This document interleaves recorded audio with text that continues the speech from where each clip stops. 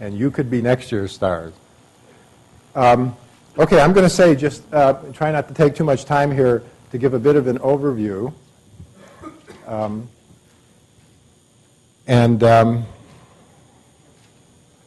a day early, or late. So let's start with a little bit of background to remind you about the problem. The state of the world is not very good in that regard. The natural carbon cycle involves a lot of movement of carbon between the atmosphere, the terrestrial biosphere, and the ocean.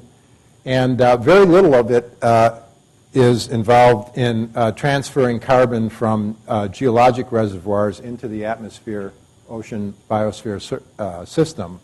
And mainly what we've done recently is change that. So the transfer rate from geologic reservoirs, which is typically, actually is probably lower than that number that I had on there, it's less than 1/10 of a gigaton of carbon per year, is now approaching 10. This is the latest number from the Global Carbon Project, 9 gigatons of carbon from fossil fuel burning alone. And what we're hoping is that, so this is our kind of current not very well balanced carbon cycle, and what we're hoping in the future is that we can produce energy without having to transfer so much of this carbon from the deep parts of the Earth into the atmosphere.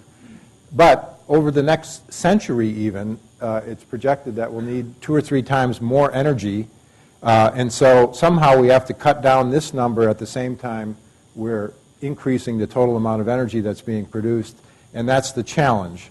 And of course, the kinds of things that we hope are going to be the solutions are listed on here and will be talked about in more detail and represent the parts of the Carbon Cycle 2 initiative.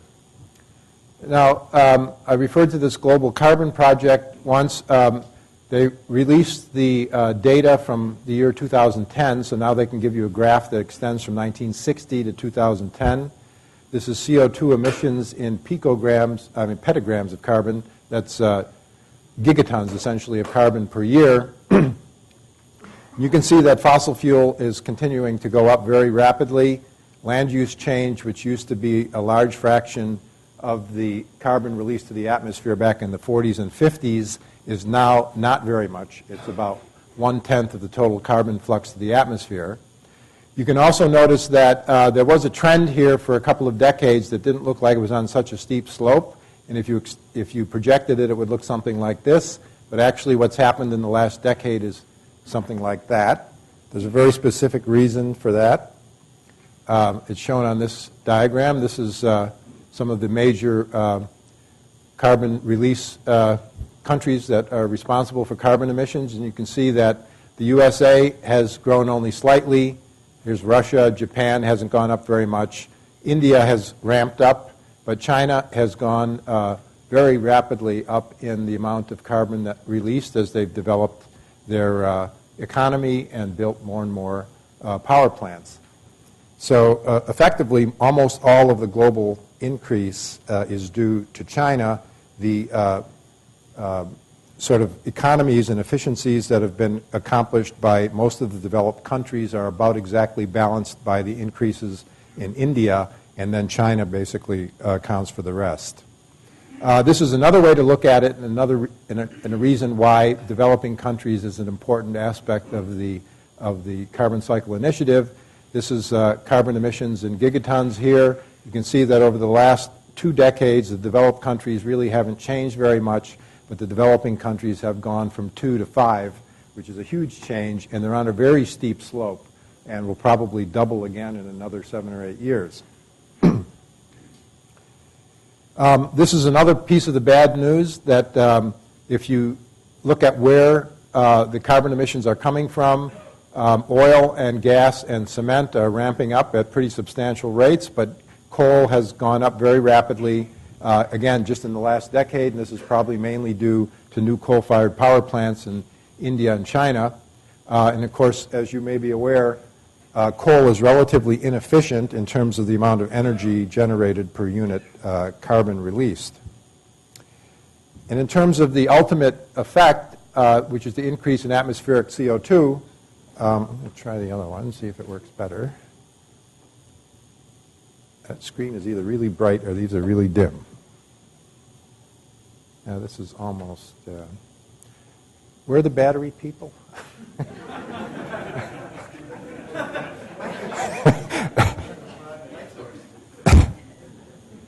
We need a battery that at least lasts through the lecture. That's good. Thank you. We're passed about 390 ppm in the atmosphere last year, and we'll head it up to 400, which we'll hit in about 2014. And the growth rate in terms of ppm per year is staying pretty high. So it's going up at a very rapid rate. And in fact, a lot of the CO2 that gets emitted, of course, gets taken up by the oceans and the terrestrial biosphere. Last year, they calculated that about half of the CO2 that was emitted, that is in 2010, actually accumulated in the atmosphere, and that was the highest percentage on record. So it also seems to be going in the direction that a larger fraction of what's being emitted is accumulating in the atmosphere instead of being taken up by so-called natural processes. Okay, so carbon cycle 2.0. Now, if you're still wondering what this is, one place you can go to get information is the website, and Sam Wright and Melissa and other people have been working pretty hard on this over the last several months, and there's quite a bit of information on all of these links. There's also some video footage on there, and if you burrow in a little bit, you can get a summary of the research focus areas that we consider to be the main ones for the lab, and some of the cross-cutting areas, including energy analysis and climate modeling, which are necessary to sort of understand both the effects of what's happening now and the potential effects of what we might do to change things in the future. If you look at one of these individual categories like energy efficiency, you can now get into more resources on information on those. There's another example from climate modeling. And we're still working on trying to get more technical information on there that would be interesting to scientists. Much of this is at the level that would be useful for people that are non-scientists. Now, of course, with regard to what's been happening, you've seen this diagram before, which diagrams the various aspects of the initiative here at the lab. And some of the things that have happened over the last year or so in combustion, there's a new co-design center with Sandia National Lab, and there are going to be some opportunities for some small additional increments of funding that will go into combustion probably this year, combustion research. In carbon capture and storage, which is now changing to carbon capture, utilization, and storage, we're still sort of scoping out the value of sort of declaring ourselves an institute in that area and what we could do with that if we did. In the biofuels area, J-Bay is up for renewal at this point, and they've also put in a fuels testing facility for users. You probably are aware that the Joint Center for Artificial Photosynthesis was put up last year and is in full swing. Just in the last week or two, Ashok Gadgil and others in the ETD announced the formation of a new institute called LIGHT for the developing world. In efficiency, if you had any attachment to those trees that were in the parking lot of Building 90, it's too bad, they're all gone. And the new user testbed facility will be there in the not too distant future for testing out windows and other aspects of building energy efficiency. In the solar PV area, an industry consortium has been set up. And in energy storage, which you'll hear a little bit more about in a while, there's a new funding opportunity for an energy innovation hub that LBL will be participating in, but is led by Argonne National Lab. Now, if we go to the middle part of the diagram here, which is also an interesting part, one of the things that's addressed in that middle part is this issue that right now about 30% of global carbon emissions are taken up by the terrestrial biosphere, which is called the carbon sink. And it's still a bit mysterious how the terrestrial biosphere takes up this much carbon, because under normal circumstances it doesn't do that. It would normally be taking up at most about a few percent of that kind of number.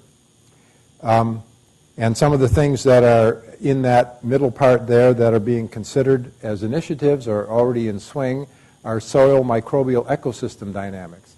So carbon, much of the carbon that gets captured by the terrestrial biosphere, if it's going to be stored for long periods of time, has to be stored in soil. And microbes have a lot to do with where it gets stored and how long it will be there. We've also added this area, integrated assessment of water, energy, and climate. You'll hear more about this from Susan Hubbard in a little bit. As you know, it's hard to make energy without water, and both of them sort of influence and respond to the climate system.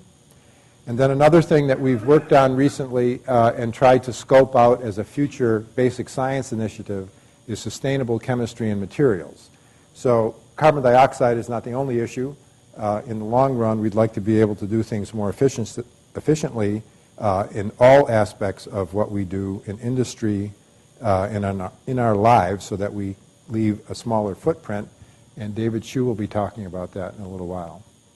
Now, the Carbon Cycle 2 initiative has a reconstituted steering committee, and the people that are on it are listed here. And we've been working on things. Internal activities what we're doing right now is an example of that.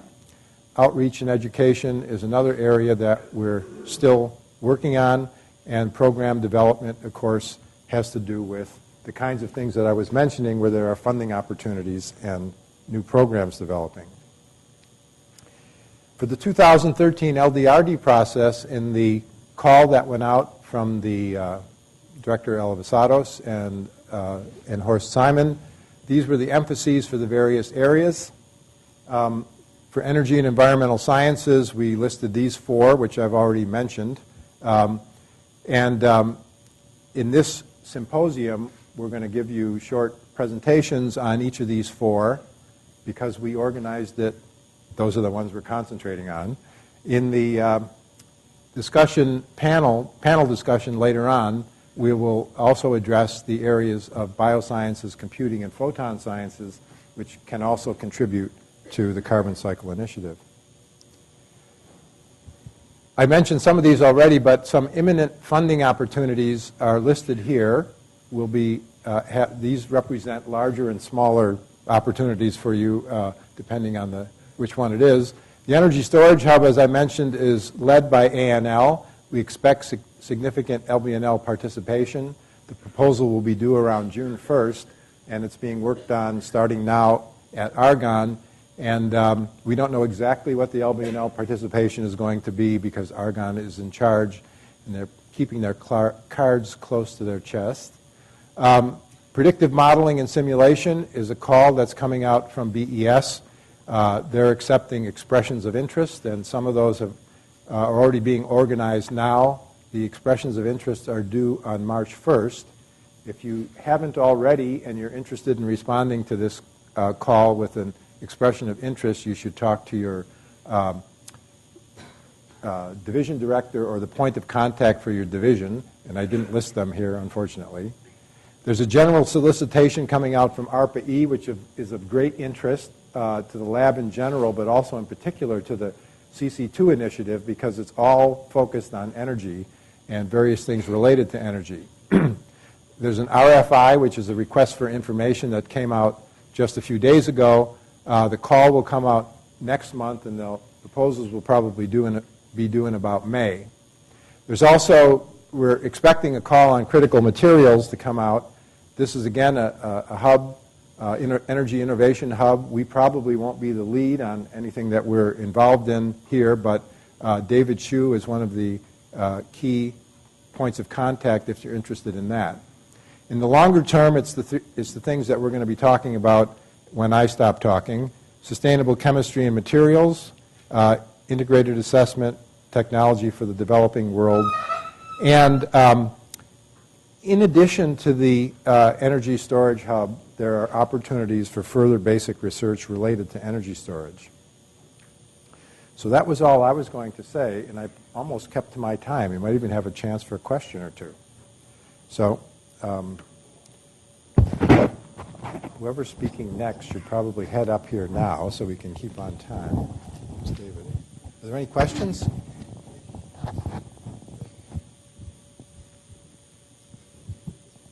So you already have yours. One of these works and the other one. Yeah, I was going to bring you that.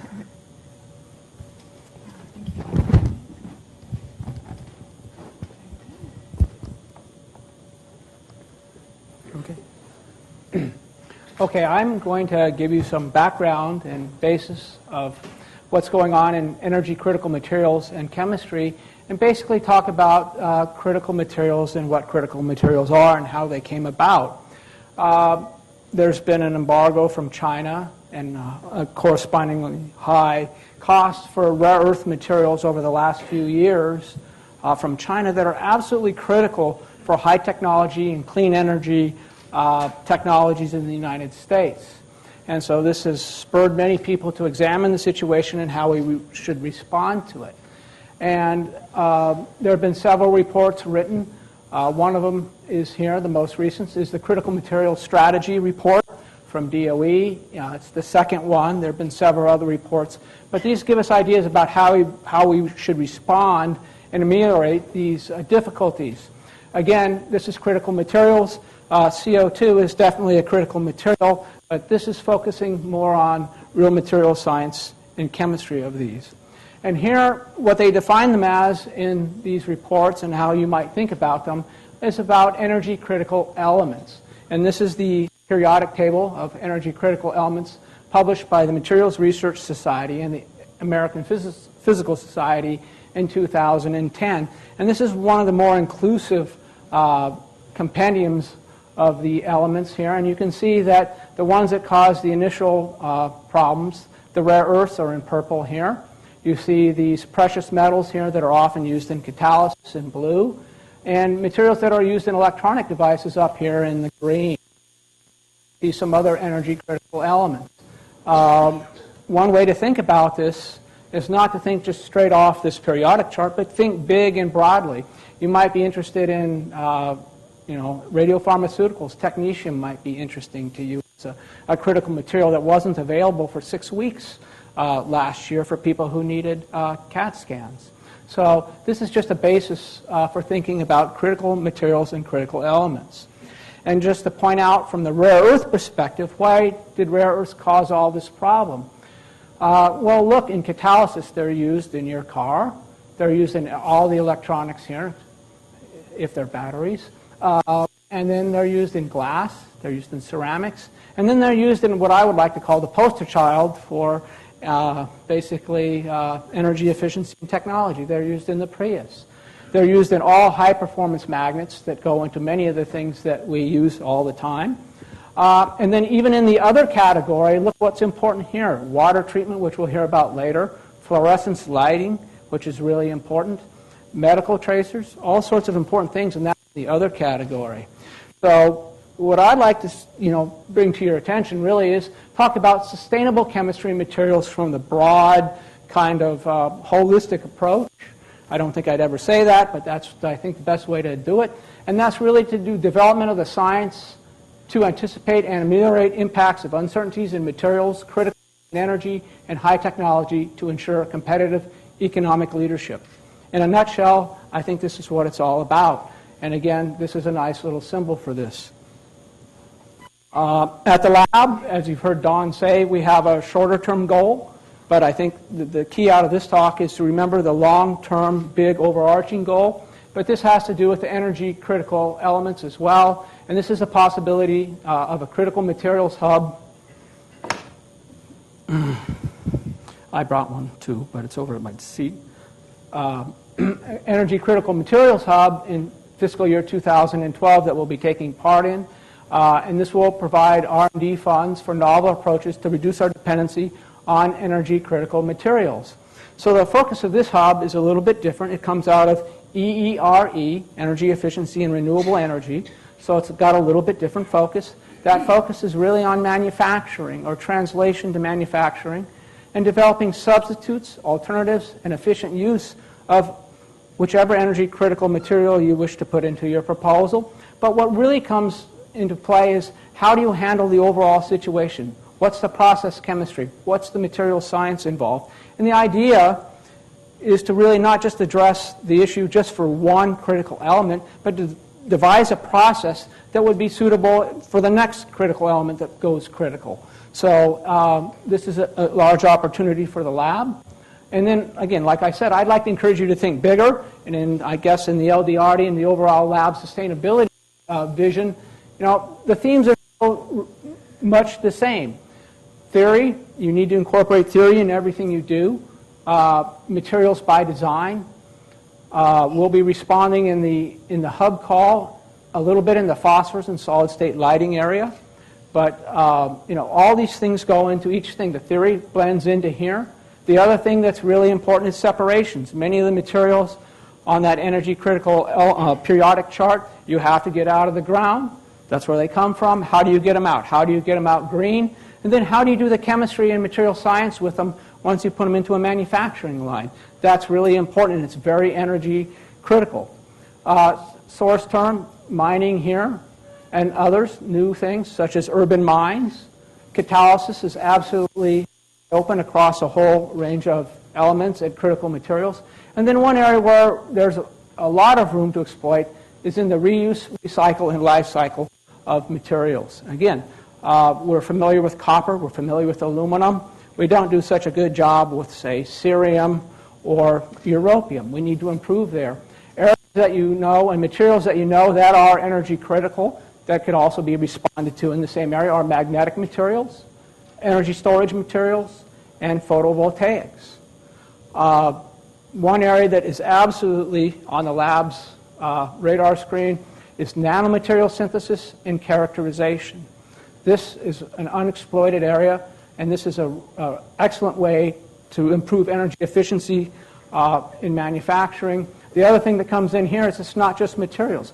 You may make materials for CO2. That comes in there too. Then finally, this new way of thinking how we're going to do things green, kind of holistically. We need to educate and train people to think this way into the future because this is the way it's going to be. We're stuck in this position. So I'd like to just go through a few examples, kind of rare earth centric, but just talk about kind of some of the themes that you might run into. And again, you don't have to limit yourself to rare earths, but I have some examples in this area. Here's the Mountain Pass mine down in Southern California. And you can see here they dig away, and there's real difficulty in getting the rare earths out of the ground. So if you could design a better way to do the chemical separations, that would be really important. Then it's also important to separate all these rare earths, which are very difficult to separate from one another. That would be a tremendous energy savings. What does this point to? We don't have very good general knowledge of rare earth chemistry compared with other areas in chemistry. And here on the right, I kind of use a little model to show you this. These are the structures that are in the Cambridge Structural Database. There are about 32,000 for iron. And here are a few rare earths down here. For each one of them, we know less, well, they're an order of magnitude less crystal structures, so you can easily think we know about an order of magnitude less about every rare earth than we do for iron. So this is we kind of have a 0-point starting place for utilizing rare earths and for future innovation. The other thing to do is you should think of this as an opportunity, not just we can't use rare earths. Boy, they're really great. You might think of some new innovative uses for rare earths that might save energy elsewhere. Here's a separations example from the laboratory of Ken Raymond. He designed this ligand here. This is a thorium complex. Turns out when you mine rare earths, you have a waste product that is thorium. You can't just take thorium and put it into the environment. It's radioactive. But here's a ligand that can actually very selectively and very strongly sequester thorium. Well, it turns out that you can actually do some radiopharmaceutical uses for thorium. So it could be used in biotechnology. The other thing that comes with it is if you're doing this waste prevention task, it turns out this ligand here, once you complex it with thorium, becomes optically active. That's very good. The other thing is there's some thought of using a nuclear energy fuel cycle based on thorium. So it turns out this ligand has all sorts of purposes in energy efficiency. This could be a poster child for energy efficient ligand. Catalysis is an absolutely obvious area for exploitation. And here you see some cartoons of what catalysis does. We don't want to be climbing the mountain. We want to be going through in a Ferrari the easy way. There have been lots of reports by DOE. We know what needs to be done, but we need to set our goals really high. Instead of using the precious metals, maybe we need to develop transition metals to do the same job. And here you see we really need to do some catalyst discovery. And not only do we need to do discovery, we need to actually do the full range of characterization so we learn the process. So much of this critical materials and critical elements is learn the process so it can be applied so we don't run into these situations again. We might even think about making new rare earth catalysts for hydrocarbons, because this still is very, very important. And as we develop new fuels, right, that are very similar to diesel, our exhaust catalysts have to change. They're not the same depending on what hydrocarbon you're burning. So we need to develop new diesel exhaust catalysts. So these are all some opportunities. Then one very large opportunity in recycling. Recycling things that we don't recycle already and doing it in a green manner. Plus, we need to manufacture things in more of a green manner, and we need to be able to take a used product and remanufacture it. In other words, we need to design products to be recycled, and we have to do it with good chemistry. So this is said here. Here's a little, this molecule, I don't know if it's going to take over the world yet, but it's apparently trying. But the idea is that we do have to take over the world with green chemistry. Coming back down to the poster child here, this just shows you where the rare earths, again, are in this Prius. It has over 20 pounds of rare earth in it.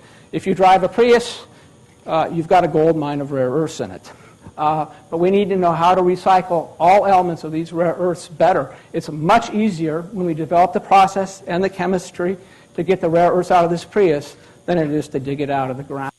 Then the other thing we have to do to avoid these situations is develop new, more accurate life cycle models and models so we know, hey, we're going to run short on the rare earths in a few years. We didn't know this 10 years ago, but we need to be able to do this so that a policy, DOE, has the ammunition to put money into research so we don't end up in this situation.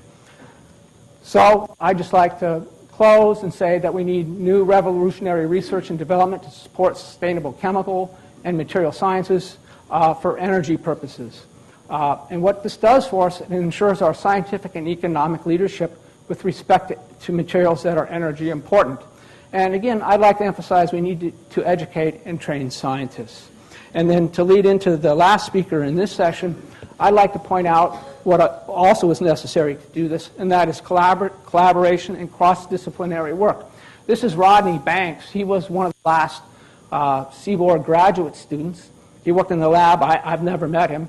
But he worked in the actinide chemistry lab. He's a physical inorganic chemist. And he recently won the Perkin Medal from the American Chemical Society for his contributions to developing new techniques for water purification. So I think this will lead into Susan Hubbard's talk. But this is the kind of interaction and cross-disciplinary expertise when brought to bear on these problems can really have fruit. And I think this is in good spirit of the Carbon 2.0 initiative. With that, I'll close.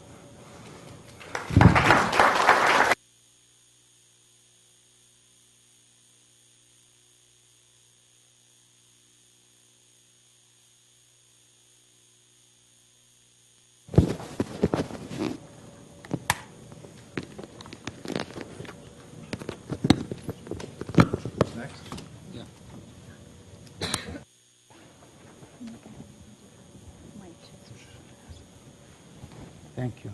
Let me get some water first. We started. Can I ask the folks who are standing in the back to find a seat in the front? We promised the fire marshal that we wouldn't obstruct the aisles or the doorways. Thank you.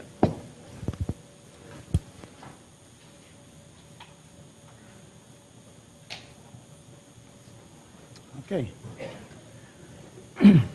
Okay, good afternoon. Sorry. Good afternoon. I will focus my presentation, as it's announced, on energy storage, and in particular, efforts that go in that direction from a very basic point of view.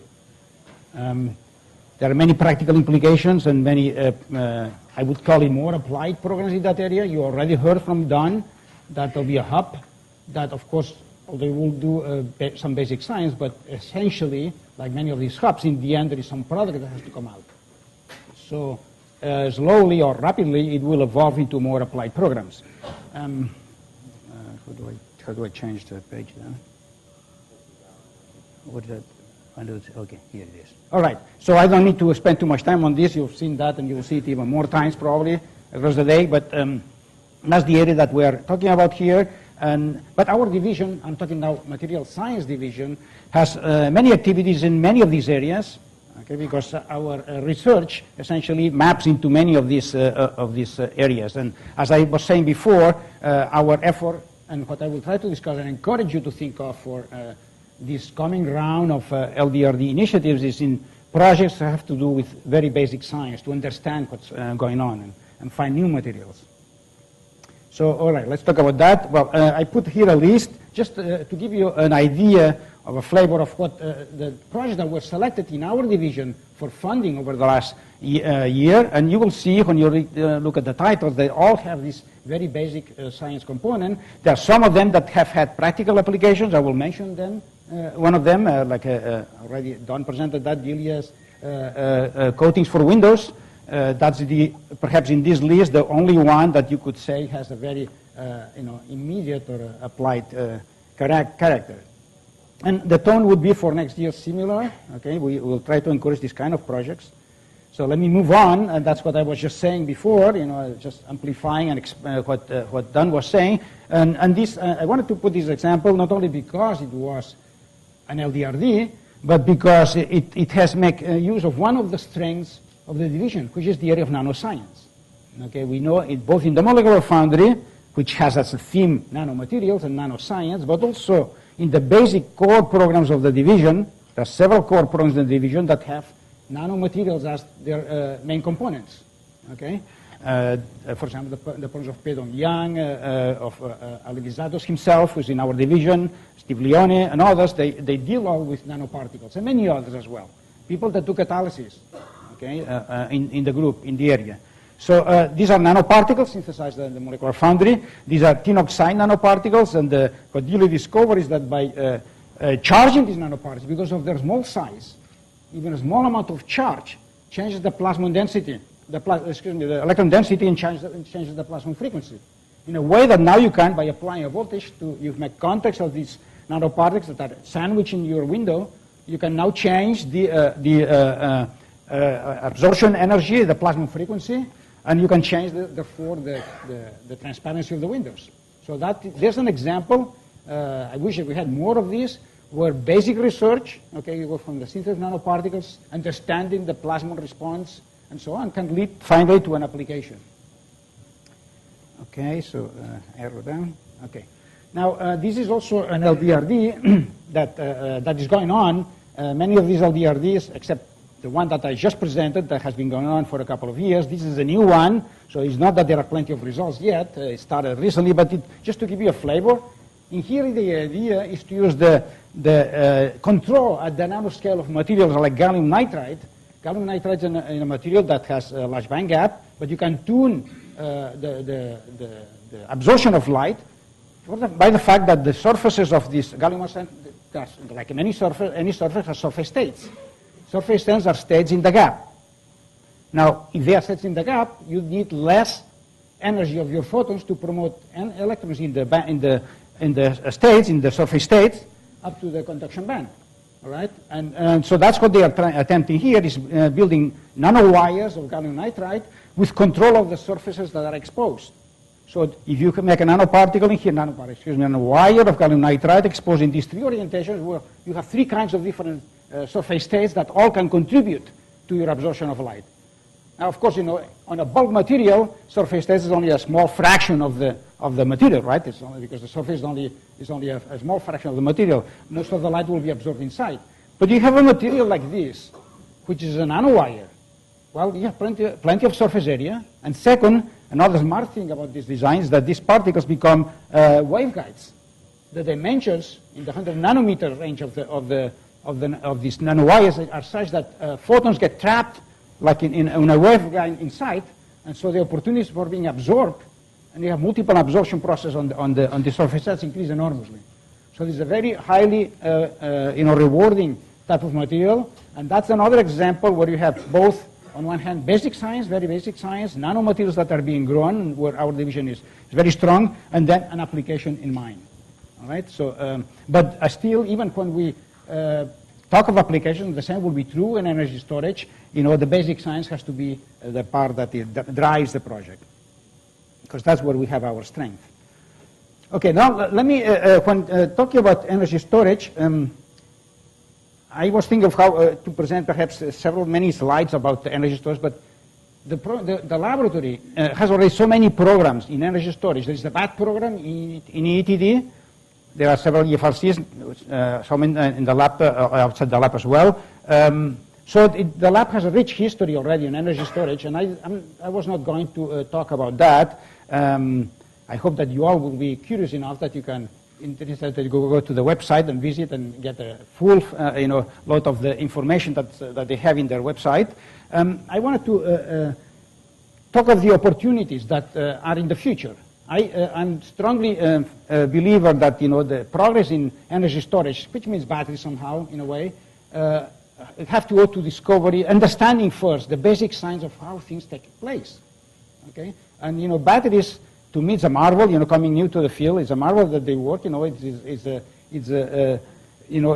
really clearly that it tells me that the people, engineers and scientists that work on these are very clever people. That by really intuition, trial and error sometimes, and and good tradition of material knowledge, they can make materials that work. Our batteries work. That's working. Perhaps not as well as we want. Now there comes the problem, right? When you really want to make a qualitative jump in the amount of energy that you store, it comes to a point where it's not sufficient to incrementally modify and increase your efficiency, make the electrode a little better, and so on, make your electrolyte a little more resistant. You have to really make a really qualitative advance in the understanding. And I say all this because I want to stress how basic science now is important. The hub will be hopefully running at some point. Let's hope that we win it. By we means Argonne National Lab that wins the hub, and we will be part of it. And as I said before, they will have my suspicion is that they will have a very large applied component, no matter what we say in the call. They will have that. And we think that our divisions here in the lab, not only MSD, and other divisions as well, can become the supplement or the complement to this effort to really focusing on the basic science. Okay? So here is an example. Of course, I'm going to dwell onto things that I know better of how the new characterization tools that I will describe briefly here can really open a window to really probe into what's going on, both at the interfaces, at the electrolyte, and all these problems at the very fundamental level. And by that I mean atomic scale, and that means both microscopy and spectroscopy. Think of an electrolyte and a surface which would be your electrode. The first question that you ask yourself is, how does my ion, if it's lithium or it's magnesium or whatever it is, which will be solvated with plenty of molecules, how does this ion reaches the surface? How does it get dissolvated? What structures it form? Does it diffuse inside the material? How do you probe that? Okay, well, we have the tools. Of course, we have to go to very models of the materials, but that's how basic science always works. You use models. This is an example taken from a group, Klaus Van Delt, which studied this single crystal. That's what I meant by model surfaces. And that's just for purposes of illustration. That will not be ever an electrode in a battery. But let's take copper, and this shows you a circuit voltammogram. Many of you know what that is, where you change the voltages and force your adsorbers into the surface. Maybe some reaction takes place, and that's how you know that. There is a burst of current whenever you absorb it, your ion deposits on the surface, and you can desorb it again. And the problem is, what is the structure? What is the structure? Well, this is an image taken with scanning tunnel microscopy, which is a technique that allows you, many of you know that, allows you to obtain atomic resolution of surfaces. This time, the surface is inside the solution, the tip of the STM is immersed in the solution, and you can take this image and see the kind of information that you can get. This is an image taken in this part of the circuit voltammogram, where your adsorbents, in this case sulfate, is on the surface. You reverse the voltage, they desorb, gone, you reabsorb. Okay? So clearly that's a thing that can follow in real time, what's happening. So as is an example of the way of thinking, and that put here how that impacts any activity in energy storage, related to electrodes.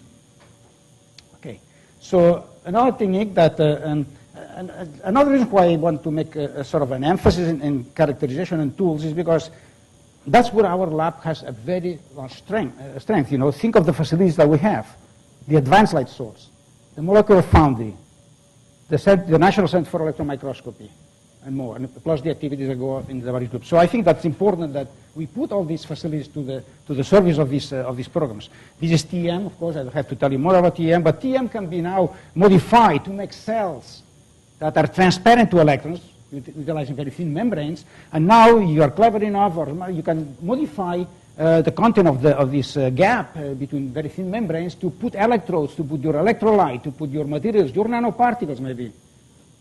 That may be your electrode materials, right? And follow now in real time what's going on, okay? Just examples of that. This is an example from Nitesh Balzarek collaborating with Andy Minor. They managed to see how lithium ions are channeled inside their polymer electrolytes. Again, this is the basic science that I believe is needed to really make this qualitative jump into understanding of batteries. That's another example from the ALS. We have two, I just put two names here, Hendrik Blom from the Chemical Science Divisions and Jill Liu from the ALS. They have these marvelous techniques, ambient pressure photoelectron spectroscopy, that allow them to study, in this case, it's a solid fuel cell, and the gas is the reactant, is water vapor and hydrogen, and they can follow the reaction by focusing the X-rays at the synchrotron with this apparatus that allows you to do that while your cell is exposed to gases up to several torr. Okay? And you can get the information of what is the chemical state on the surface, and you can even map with whatever resolution you have, special resolution, what's going on, and you can apply voltages. Okay, so you can do that, and there's more developments going on. The ALS is has big plans, and there are many programs to expand these capabilities for in situ characterization.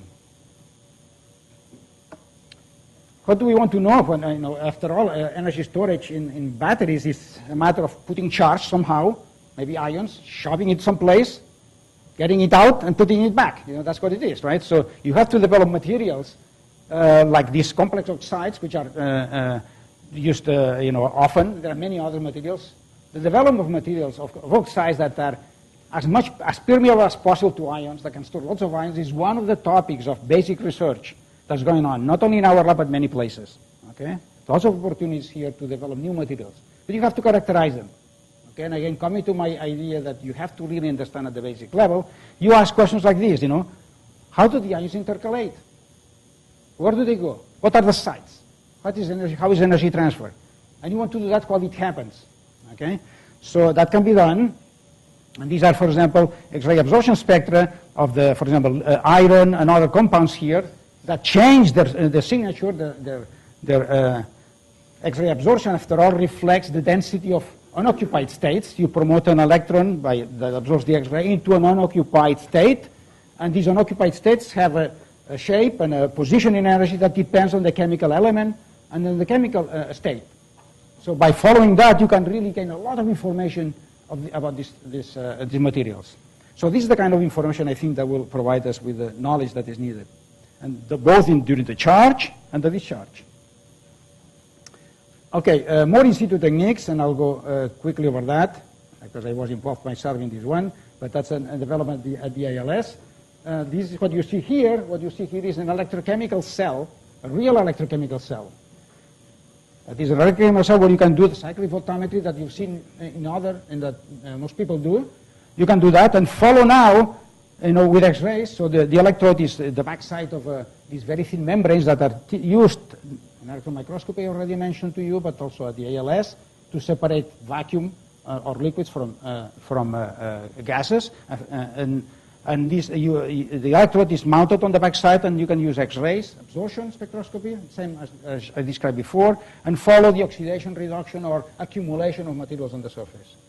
You can explore the Helmholtz double layer on the surface. So think of the possibilities that you have. You have good ideas in this area of how to follow reactions and measuring that. Put yourself the question and ask yourself the question, what is the basic problem they want to solve? And I've been putting names here that you can go and talk to them, to really see how you can do that in practice. More techniques. STXM, scanning transmission X-ray microscopy. There are several of them at the ALS. These are marvelous microscopy techniques with a spectroscopic resolution that allows you to, by scanning a sample again, because the sample that you are interested may contain liquids or solids or materials that are maybe incompatible with vacuum. Again, they are encapsulated. They are sandwiched between these thin silicon nitride membranes, and you now, using zone place, you can focus the X-ray beams to a spot under 20 nanometers these days, right? And you can scan now the sample. And the good thing about this technique is that you can tune the X-ray energy to be close a little before or after the absorption edge of a particular element you are interested. So it's element selective. Okay? So you can make a map by considering an iron peak. Okay? You tune the photon energy to the iron absorption edge. Before and after, you can make a map now of the iron location. Of course, you have to scan the sample under the beam, right? Then you can tune to another photon energy. You may have to readjust the position of the zone plate, but that's done already. And you can make a map of another element. In the end, you can superpose all these maps. You can color it according to your taste for different elements, and you have a very beautiful and high-resolution map with chemical element sensitivity of what's going on. There are plans, and many people have that type of projects in mind, to use more complicated forms of these STXM samples. For example, making microchannels, where liquids can circulate, or electrodes, okay, that you can now initiate an electrochemical process or a liquid transfer and follow them, stop or not stop, and follow them, mapping out both the distribution of your material and the chemical state. So an excellent technique. That's a technique developed at the Molecular Foundry that I think is a real breakthrough. And this is essentially to do optical spectroscopy, but breaking the diffraction limit of light. Okay, Raman spectroscopy is an extremely powerful technique, and other spectroscopies, of course, that are used in many of these things, in batteries, for example, to look at electrodes and the changes in electrodes as chemistry is going on there. But a lot of the materials that are used in the electrodes are not flat surfaces that are all uniform. They are rather in the form of nanoparticles, nanomaterials, okay? And it's hard to have a distribution of size and chemistries that occur locally that represents, you see the average, but you don't see what happens individually. So ideally what you would like is to focus your light, to do your Raman spectra, on a single nanoparticle that may have 20 nanometer dimensions. Okay? How do you do that? Well, the trick is to use plasmonic enhancement of the electric field of the light. Okay? You have a material like a gold sphere, or that can be excited by the electric field of the photon.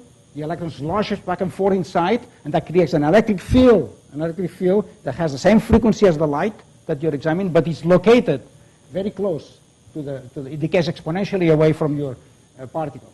Okay?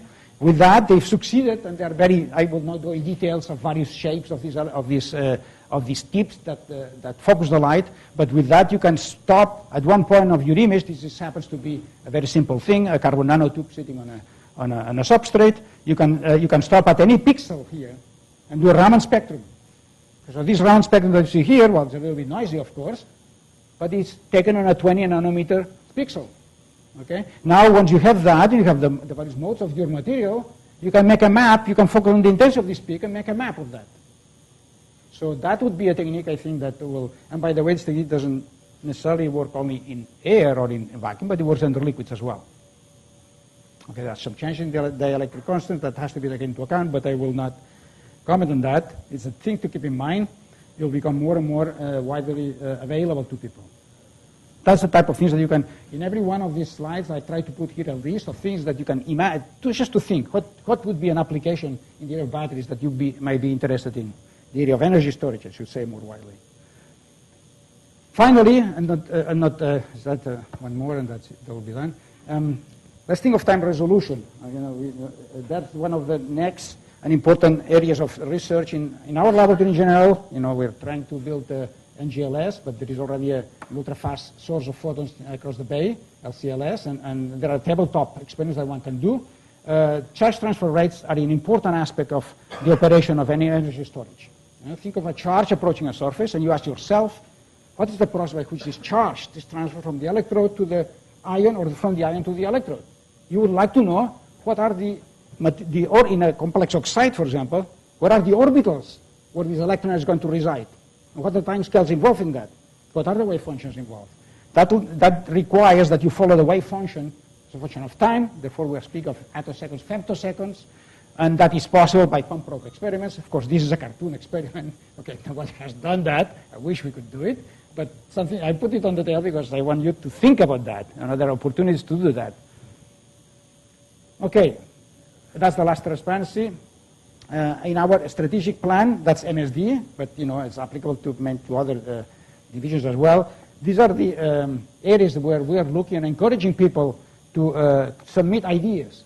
Okay, I would like to hear anybody that has an idea in this, particularly in these areas, in energy storage, but also in others that our division is interested in.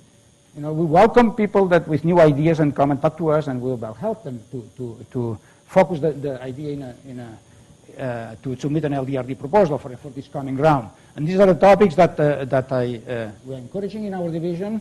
Energy storage, I just mentioned, I talked about that. But the synthesis of rare earth elements, of course, that overlaps a lot, and that's good with other divisions. Ultra-fast imaging, I mentioned that in my last slide.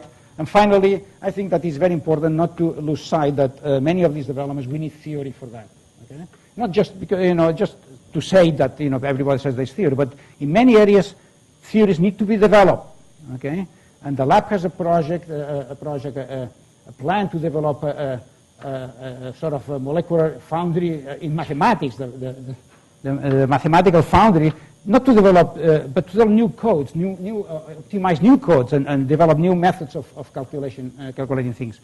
Think of non-equilibrium phenomena, excited states, all these things. You have to go beyond the traditional, DFTs and other methods of calculating ground states. That's an area that we need to develop further, so our division is also very keen in encouraging this type of initiatives. With that, I will stop, and, well, I guess questions will be later on. Thank you. Is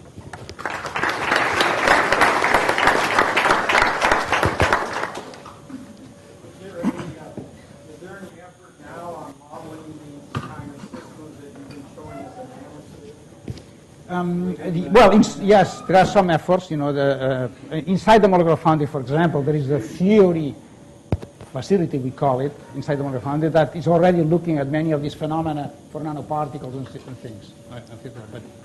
But there are so many topics, that I've been describing here, that is not covered, many of these. Okay, so, yeah. There is some. Okay, the answer is yes, there is some effort going on in the foundry itself and outside the foundry, but particularly in the foundry. I don't see anything, so. Yeah?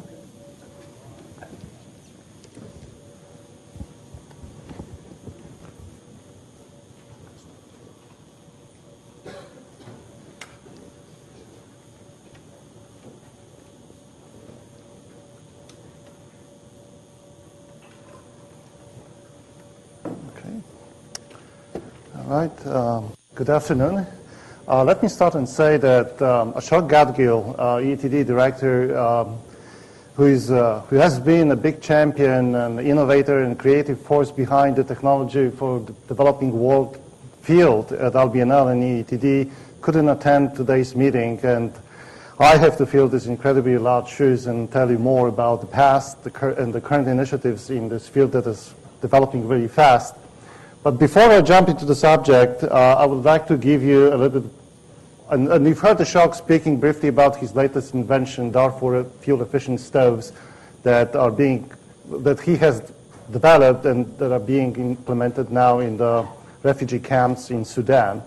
But I would like to give you a little bit broader perspective on what technology for the developing world really means and why Carbon Cycle 2.0 really cares about it. Why Berkeley Lab integrated approach to the science and sustainability should be extended beyond the developing countries, beyond the developed countries such as the United States, and why our resources should be invested into helping these countries to get on a sustainable path for human development and energy and environment. Now, before I tell you more details about the past and the future, I would like to give you the right context of where we are, why this is so important for the human society on Earth at this moment. The diagram that you look at shows a human development index that combines parameters such as income, GDP income, access to education, health services, business environment, all important factors that determine or define human society nowadays, versus ecological footprint on the y-axis, which depends heavily on the energy use and environmental impact that energy generation and its consumption really makes. When you look at this distribution of countries, of all countries across all continents on Earth, you quickly realize that those countries that are considered developed sit with the high human development index, use incredibly amount of energy, which in the long run is unsustainable, whereas the majority of human population on Earth, nearly 5 billion people, lives in conditions that are described as poor. But what is really important that most of these countries cannot really make it. They can't cross the threshold and to the path of sustainable development toward the higher human development index, similar to the countries grouped in OECD. There's some large economies such as China and India that sit right in the middle. They are marching along the pathways that we have walked in the past 100 years. And the problem with that approach is that in many instances, these pathways that while we experience in the past 100 years is unsustainable when it comes to these two large countries that combined have 2.5 billion people at the moment. Now, so the other way of looking at the problem and the scale of the problem is to look at the projections of primary energy generation on Earth. If the blue bars represents the developed countries, you see that the projections of energy generations show a modest increase, but we're basically close to leveling off our primary energy generations level. Whereas the energy generations in other countries such as India and China, plus the developing countries in Asia and Africa, the expectation is that energy generation is going to double in the next 20 years. So to make that transition, make that change sustainable is a big challenge, and given the scale of the problem, it definitely calls for resources and calls for interest from communities such as the Berkeley National Lab. Now, if you look at the developing countries, I mean, most of the pictures of the developing countries and the problems that are persistent to these places we get from the television, when the TV station shows us pictures of human misery in countries that and societies that have very limited access to energy, with implications that go into lack of sanitation, lack of refrigerations, unsafe drinking water sources, water scarcity and low agricultural field, and loss of productive land. All this contributes to the fact that mortality and human development in these areas is really, really low. However, what's characteristic for this area is complete lack of infrastructure. So most of the help that has been organized so far by the developing countries could not be effectively implemented because those countries' lack of infrastructure such as of the same level and organization effectiveness as in the developed countries.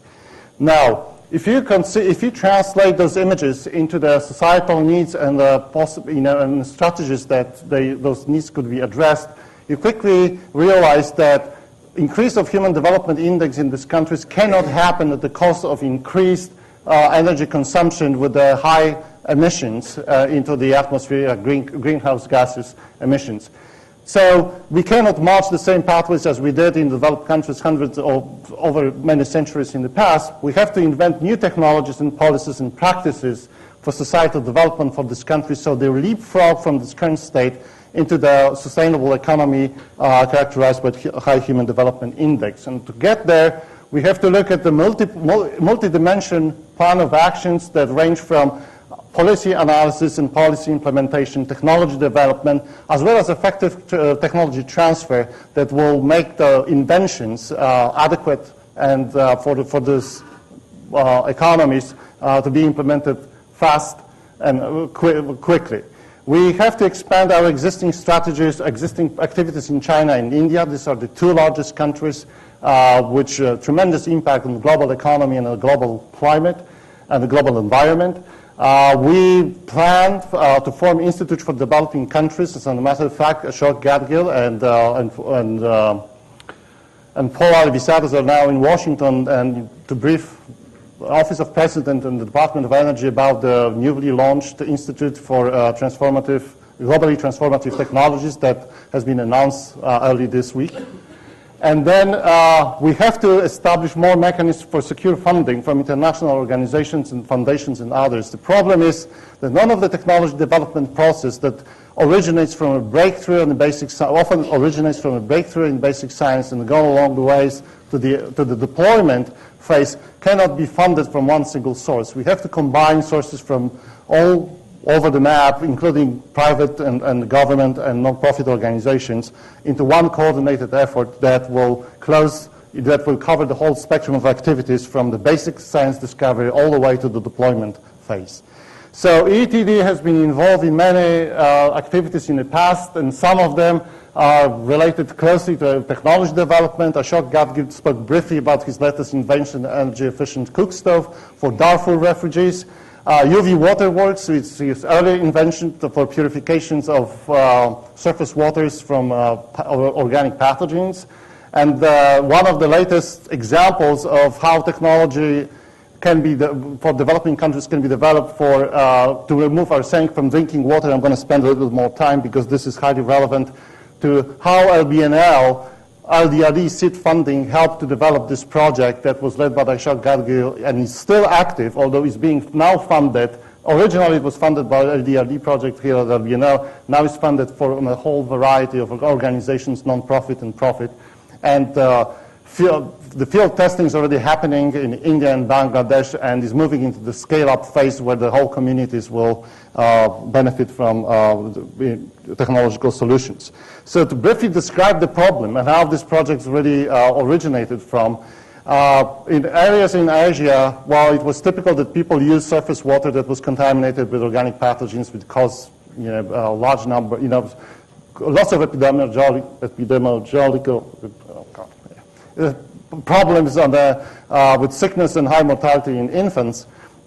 So international organizations implemented, help to replace the water sources from the surface water into the groundwaters, and they help and finance drilling wells to tap into the groundwaters, which are biologically pure, without realizing that in those many areas that are marked in red colors and warm colors here are naturally contaminated with a high level of arsenic.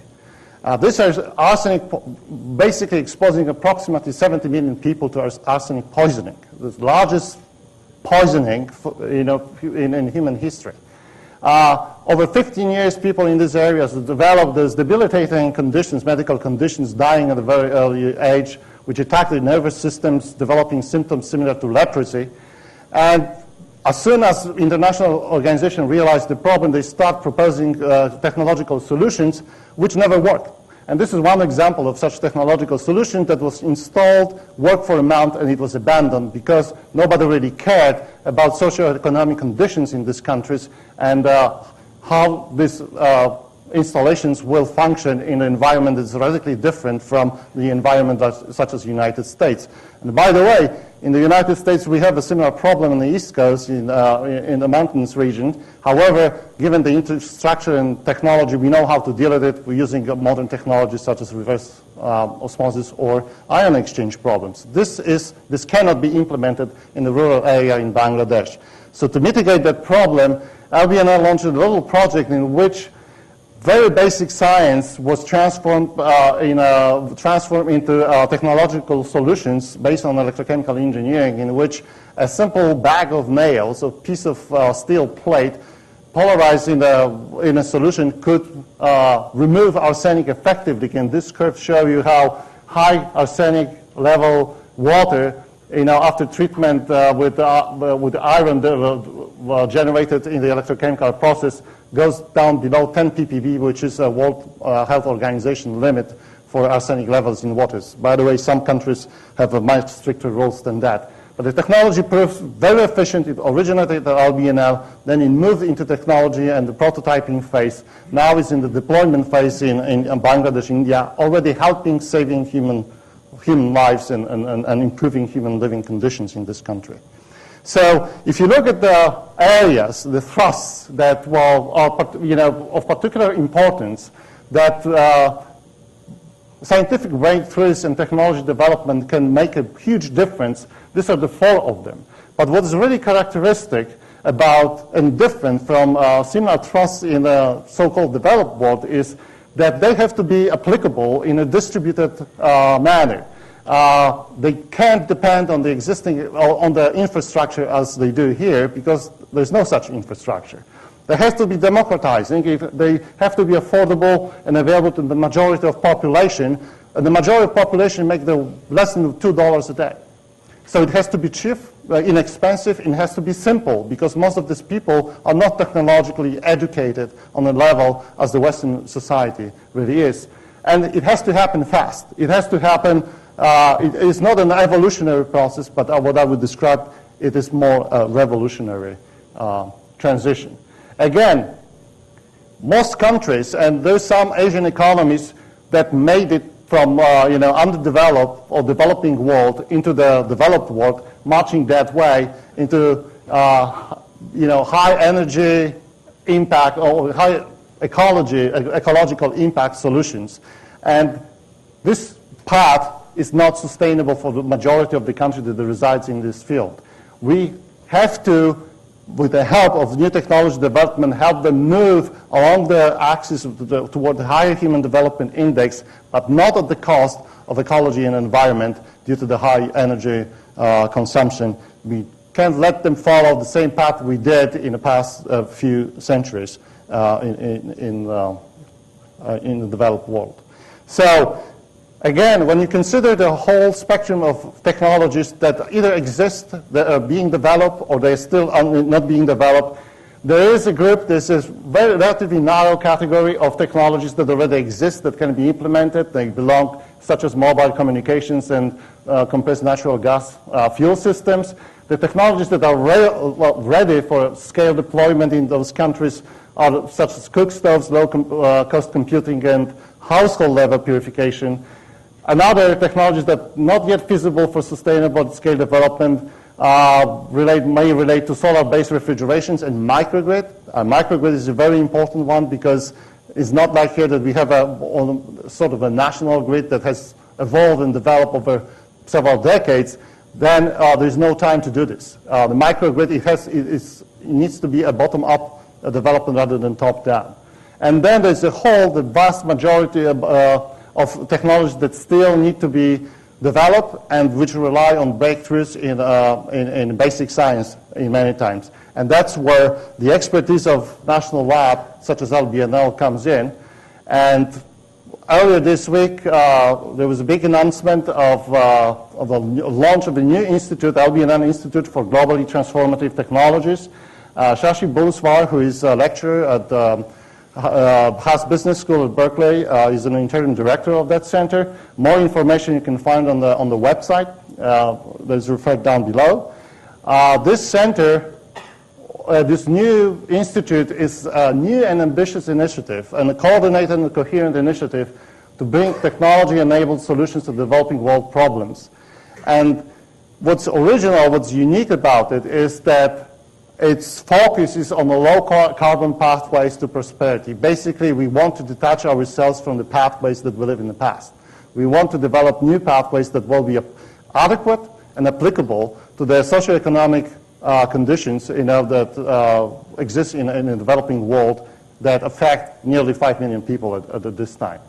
So we also, to get there, we need to foster a new generation of researchers at LBNL that focus on technologies for the developing world and are equipped with reward training as well as cultural intelligence. It is somewhat and somehow difficult to figure out what exactly is the problem and how to address it. And part of the effort within this institute is to give a clear guidance where we should invest our limited resources to make them to make the payoff as big as possible. Now, this represents, this diagram represents the operations, how we envision the operations of the center in the future. We basically, the whole scheme involves multitude of partners. First of all, we rely on the intellectual and technical expertise of LBNL scientists to help us make those breakthroughs that are critical for technology development, relevant technology development. We want, and we already have, unmatched insight into which specific development challenges technology solutions may lead to a huge impact and improvements in the developing world. We want to secure funding from different sources that are relevant either to the basic science problems as well as to the technology development and the demonstration and deployment and scale up in the end. To do this, we have to partner with the global network of design engineering companies to develop scalable products. We have to develop appropriate business models, and in the end, we have to coordinate with the government and non-government entities in the countries to ensure that the implementation of these technologies that originate from LBNL and go through this whole process reach the impact that adequate impact that we anticipated in the beginning. I'll be happy to take questions now. Thank you.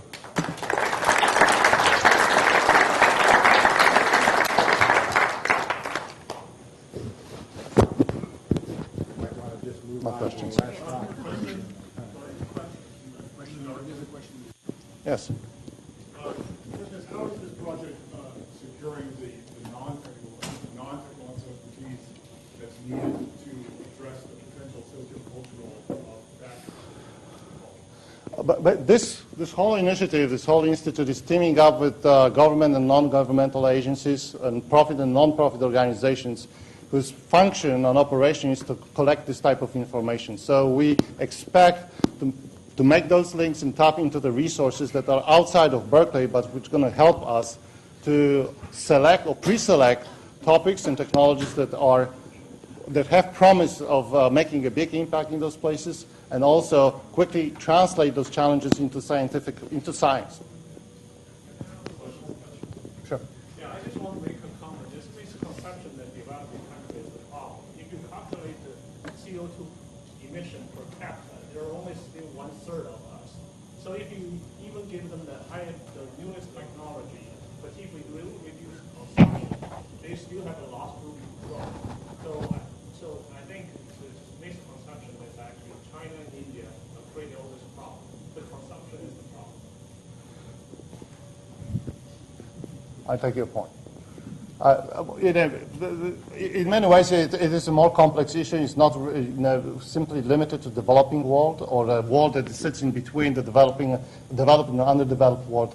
But everybody agrees that the pathway that everybody is marching right now, following the example of the developed world, is unsustainable in the future. It's just a matter of time that we're going to hit the wall. And how is the system on the global scale going to equilibrate is the big question. And this is an attempt to address at least a significant segment of the spectrum and mitigate some of the problems that are clearly visible, that are clearly present. Yes. Would you say the policymakers and scientists who frame this as they don't want to be subsidizing developing technology? Well, I gave you an example about arsenic-contaminated water remediation. I don't think this is a subsidy in any ways. All what happened, with the support of LBNL Directors Research Fund, happened here within a year. And this idea was later taken and financed by non-profit organizations, including organizations in India and Bangladesh, who are now fully 100% in charge of implementation of this technology and installation of those water purification units in this country. So it's not like technology is not the supply-driven process, but eventually societies in those human societies in those countries are in full control of implementation and how they really want to make this technology be implemented and work. So I don't think there's any subsidy type of thinking behind this grant scheme. Okay. Can you hear me? Is this one okay? Actually, let me have yours, Robert. I think yours seems better.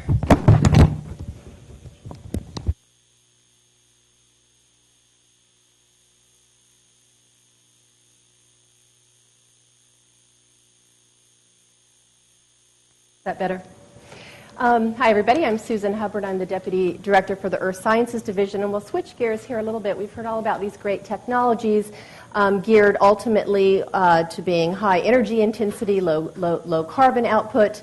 And here we're going to talk about this last LDRD topic for this year that looks at what Don called the cross-cutting issues in the middle, where we're looking at energy and climate feedbacks, and we're considering this other component of water. And it is clear, it's recognized that we do need a fair amount of energy for water production. This could be for desalinization or for conveyance or for pumping. And what we're really thinking about here is the amount of water that we need for sustainable energy production. So this cartoon just shows some examples. This could be for cooling, this could be for hydropower, this could also be for growing biocrops. But the recognition that we need both water and energy, and both of these sustainable over long times, both in the United States and across the world, is a driver for this LDRD topic. And this is just a very simple chart, but it points out that the water footprint of energy is actually fairly significant. We see on the left-hand side a variety of different energy technologies and how water is used, different aspects of that. And on the right, we see that actually energy takes up a large fraction of our U.S. freshwater withdrawal. So this is a concern, and it's a concern because we recognize that water and energy are coupled, they need each other, and they are both continuing to grow. We're seeing that we've had increased water use and energy use in the past. We expect it to continue to grow in the future, and so this suggests that we need to think about these as a coupled system. Not only under our current conditions, but a big concern is that both energy, because temperature will change, and water will change under climate conditions. And so this is just a very simple figure, but the point of it is that as we have climate change, it'll not only change heat distribution, which will change when people turn on their cooling system and when we get spikes in energy use, but it'll definitely change our water distribution, both where we get water and the volumes that we get water. And that's really important because that means that the water that we get to fill up our reservoirs that we use for energy, or the water coming down rivers that we use for hydropower, for example, won't be the same in the next 20 or 50 or 100 years as it is today. This is something we have to prepare for. We're already seeing through simulations that we expect to face a severe problem in terms of our water distribution in the southwestern part of the United States. This is showing simulations suggesting that we're going to have a much reduced river runoff due to global change in the next many years. And if we look closer to home, just these are simulations of snowpack in California under both low emissions and high emission scenarios. This is over the next 30 years or so. Of course, in California, we get a lot of our water from snowpack running into reservoirs, running into the rivers, and that's what supports a lot of our power. So this says, under either of these scenarios, our snowpack footprint is much reduced in the near term, and it's severely reduced in the far term. Here we're looking up to the end of the century. So this is a concern. And it's a concern for the future, but we're also seeing some of these impacts now. This is an example of how the droughts in 2008 impacted energy both in the west coast and in the southeast coast of our country. On the left, we see a chart that shows how hydropower and water flow track each other very carefully in California. And so in 2008, we had a drought. Our water levels were quite low in rivers. We couldn't use a lot of that for hydropower production. And so our state went outside the state to buy energy from elsewhere, and it also burned natural gas instead of using hydropower. This had a significant consequences. Consumers spent $1.7 billion more on paying for that energy. We had a larger footprint than we would if we had used the hydropower. If we look over on the southeastern part of the U.S., places that we don't typically consider drought scenarios and its possible impact on energy, we see there's already some concerns. And this was during the 2008 drought, where the drought that was centered around Georgia threatened the reduction and shutdown of 24 out of our nation's 104 nuclear reactors. So clearly, the intersections between climate and water and energy, we're already starting to feel this. It's something we need to prepare ourselves for. If we look closer to home, we live in the state with the largest population. It's expected to grow quite a bit. That means we're going to have increased energy demands. We already have water stress. And then on top of that, of course, our states passed the most aggressive renewable mandate in the United States that says that by the end of 2020, a third of our power has to come from renewables. So that is a great objective. It's a really nice goal. The problem is that we currently don't have any tools to allow us to look at the intersection of this climate, water, energy conundrum. And an additional problem, and this is maybe one of the reasons that Department of Energy has stayed away from the water issue for a while, is that the energy and water systems are very fragmented. And this shows in California as an example, but it's the case in many of our states, that energy, how energy is handled and distributed is really a local problem. Here this shows many of our water projects in the state, and it's local, federal, and state projects. And so it's a difficult problem, not that we just don't even have tools, but the management of water and electricity or energy is quite fragmented.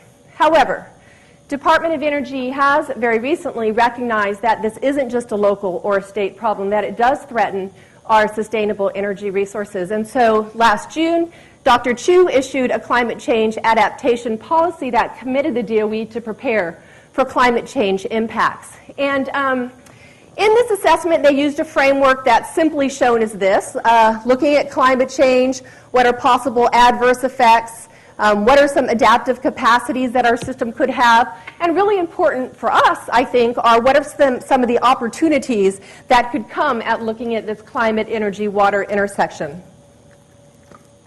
There was a preliminary report that was distributed last September, and it called out some of the things that are really important for us to start thinking about.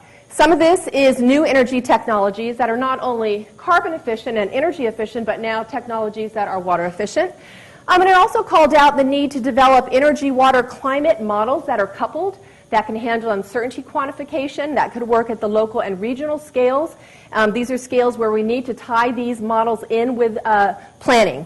These are spatial planning analysis that can inform the siting of new infrastructure or the vulnerabilities to our current infrastructure. So this is a new change of Department of Energy in being interested in water, and I think we're in a perfect position to start to dig into this deeper at Lawrence Berkeley Lab. As far as new technologies, we've heard about a lot of these great technologies today, both very high-tech and low-tech, but an important part is when do we insert these into our practice? And this is a graph that comes from our folks out of EETD and Earth Science Division who've been thinking about, given certain climate-driven estimates of how much CO2 we need to reduce over time and which sort of technologies might contribute to this reduction in CO2, we see these sort of wedge graphs, and probably everybody has seen these sort of things, and they're very nice. But what they don't say is that at what point along that wedge do we need to not only develop the technologies that we've been talking about today, but insert them into the practice. So for example, we heard about lack of critical materials. How might that impact one of these wedges that we've predicted out here to 2050? So life cycle analysis, thinking about technologies, how it integrates in with our CO2 metrics is a real important part of this analysis. Okay, so the vision here with this new LDRD topic is hopefully from everybody here and others getting good ideas about how we can develop transformative capabilities that enable optimal and sustainable management of both water and energy systems under climate change scenarios. And so the idea here is to think about water-efficient technologies and also the development of integrated, flexible simulation and analysis frameworks that allow us to provide timely and actionable results for a variety of stakeholders or researchers. And so with these tools, this is the sort of thing that we would need to address these important questions. Which energy technology is most suitable or sustainable for a given region?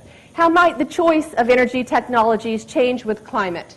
How vulnerable is our existing energy infrastructure to climate change? And I say by 2050, climate change that might occur by 2050 because that's what the Department of Energy preliminary report called out. But of course, we're interested in times beyond that as well. So this is not meant to be prescriptive at all, but this is just an example of some things that might be of interest under this call, development of new technologies, again, not only carbon and energy efficient, but water efficient as well, and we've heard some examples of those already.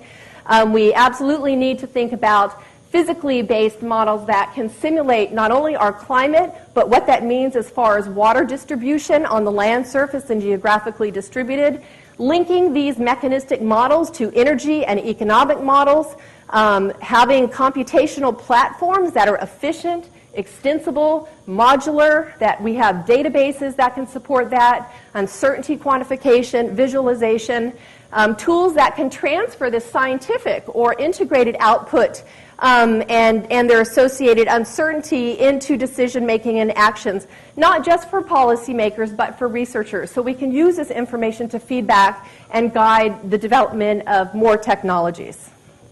So I'm just showing an example here of many different types of models that we might need to include in such an integrated infrastructure. And this seems like this might not be a difficult thing to take these different model components that tell us how different parts of this energy, water, climate system are working and couple them together. But it actually is quite different. These models are very different. Some of them are very mechanistic. Some of them are planning or routing models. Some of these are phenomenological. So even just conceptualizing, how do we want to tackle this in a holistic manner and have these model components that speak to each other over reasonable space and time scales, and that allows us to do the uncertainty quantification that we need, is a complicated thing. And so this is just an example of how we need to include how water and energy and electricity flow through this system and interact with the hydrology, with the built environment, agriculture, ecosystems, and so forth. So I'd like to just show 3 different examples of work that's already going on at the lab that's in this vein. There's many more posters that you'll see outside that are related to this as well. And I'm going to focus here on 3 simulation-based examples, but as you'll see from the posters, there are several technology-based examples that would fall under this area as well. So the first one is given by Larry Dale. He's a scientist in EETD, and this is a project that is ongoing and actually at a fairly early stage, and it's funded by CEC, California Energy Commission. And what he's interested in doing is understanding in around the Sacramento area, in the American River and Sacramento River, how water production might change as a function of climate scenarios and what that means for hydropower and thermopower in that region. So he's taking 4 different outputs from climate scenarios, so he's not really simulating science. The climate, he's taking 4 different IPCC outputs and putting them into his model. He uses a weep-leap model to simulate connections between water and energy, and how that changes over time with these different scenarios. And then he'll consider different adaptation scenarios. What does this tell us about these different conditions and how we need to change our energy production practices, our water use, and our energy use? The second example is given by Tom McCone, who's in the audience here, and this is an LDRD that was funded last year to EETD with some colleagues in Earth Sciences Division. And this is really looking at energy economics, really energy economics integrated assessment, where water is really the metric that's being assessed. And so this is a situation where they are looking at how carbon that is sequestered in the ground in these brine-rich aquifers or very salty aquifers, how we can optimize that situation. It turns out that it's easier to pump in CO2 to store it underground if you can produce or pump out that brine. But then the question is, what do you do with that brine or salty water? Do you treat it as a waste? Do you treat it as a resource? And so what they've been doing is of different types of life cycle analysis and looking in different geographic regions. And it might turn out, for example, that in the San Joaquin Valley of California, it might be better to use this salty water to support the growth of algae ponds. Or in Jasper, Texas, next to the ocean, it might be better to pump out this brine and actually just put it into the ocean. Or in Illinois, where it gets very cold in the winter, it might be best to take out this brine, evaporate it, and use it as a resource for de-icing roads, where in fact right now they buy most of their rock salt for the roads from Canada. So this doesn't include climate, but it does emphasize the importance of looking at these optimized energy economic analysis as a function of geography, and that's going to be even more so when we start looking at the hydrology and the spatial distribution of hydrology due to climate. All right, this is the last example, and this is given from Bill Collins in the Earth Science Division. And it's funded by Department of Energy, BER. And really what this is an integrated Earth system model, IESM. It runs on NERSC. And it is a physical model that simulates climate. It couples climate to a land surface model that can grow vegetation. But in addition, it couples it to an integrated assessment model that can consider human behavior as well as economic and energy aspects of the system. And what I'm going to show is just one example where they ran a numerical experiment where they used the same forcing or the same goals for carbon output. And actually, this isn't business as usual. So this is a reduced value of carbon output that we want at some time in the future. And to get there, we can do this by a couple different ways in policy. So we're looking at two different simulations, one where policy is induced to tax all carbon production, including carbon from fossil fuels and carbon from switching, for example, forest to switchgrass. And then we look at another scenario here where it's just taxing fossil carbon-based production. And what we see from the upper slide here is that if we look at this scenario where only the fossil fuels are taxed, we get a huge amount of change in crop cover over the next 100 years. And so this is percent change in crop cover. We see we get a lot of more growth. So if we're not taxing deforestation and plant of switchgrass, we see a big change in crop cover. That also has impact on the climate, and it turns out if we look at the difference in temperature between these different scenarios, the biocrop cover has a much different albedo and a much different temperature signature compared to this scenario where we're only taxing fossil fuels. So this isn't advocating for one scenario or over another. It's basically just saying that when we do think about policy, we absolutely have to think about climate change, what that means in terms of land use, and tie these sort of things back into policy. And so this group is doing further work now where they're taking these climate outputs and feeding them back into the policy and doing other sorts of simulations to understand how to move forward here in this integrated climate energy assessment. Okay, so wrapping up, I wanted to mention that it seems like we have a lot of expertise here at the lab that we can pull together to tackle this. We do have climate and hydrological expertise. We have a lot of energy analysis, socioeconomic life cycle analysis expertise. We've already heard about all the good technologies that are possible, and I'm sure there's a lot of other ideas there. We have a breadth of computational capabilities that we can use to tie this sort of thing together, and it seems that we have a lot to offer our state. We're definitely going to be in a pickle here in some years if we're not going to help consider this, and also it's really important that DOE has started to consider this as a mission-critical factor. So just the ending statement is that we have been considering the carbon footprint of energy, but it seems wise to also think about considering the water footprint of energy and its sustainability on our systems. So that's it. There are several posters that are kind of related to this, and I encourage everybody to visit those. Thank you.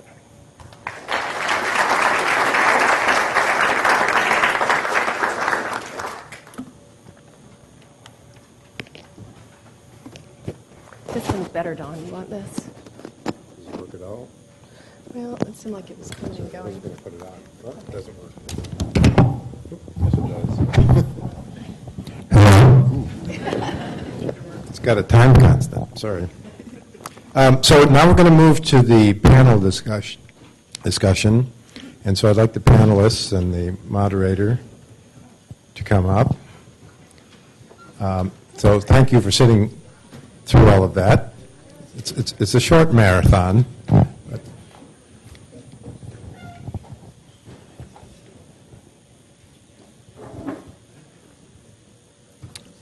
Okay, go ahead.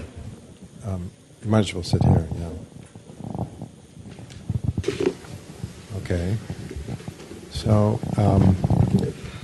so we covered mainly the topics around energy and environment. So what we're going to do now is give the panelists an opportunity to say a few words about the other areas of the lab that they represent, and then we'll go to a question and answer period. Do you want to start, Kathy? Design. In computing, we have a number of projects related to the carbon cycle. I think you heard